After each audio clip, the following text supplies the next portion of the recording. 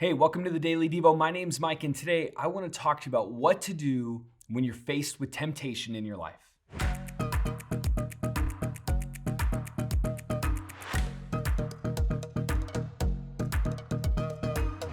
Some things in life are just so much better with a full step-by-step plan. When you're done watching this today, I want you to open Google and type in the words Pinterest fails, and then spend a few hours of your life looking at how awful some people are.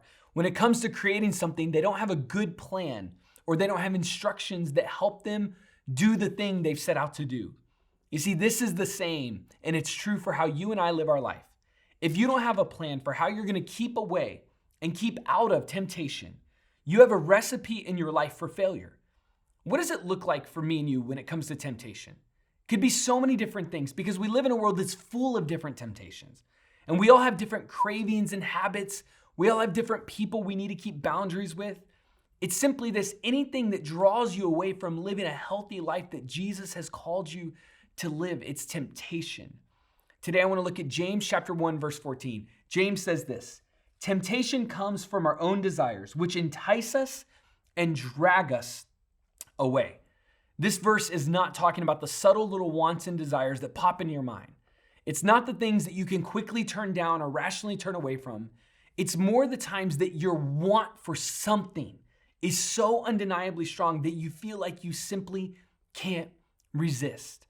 You see, when it's challenging to walk away from things, the Bible describes it as this. James says that we're drug away, that we're being drugged towards this temptation. And we know we shouldn't, but all of us fall into these traps and we get carried off towards the evil. Is there anything that comes to your mind that relates to your life when I talk about temptation? Today, I want you to think about that thing that's in your life, that thing that comes to your mind. And I want to make a plan with you. I don't want you to wait till later to think about this. Today, as we're actually doing this in this Devo, I want you to have a plan for how you're going to deal with temptation that's dragging you away. Step one, define the temptation.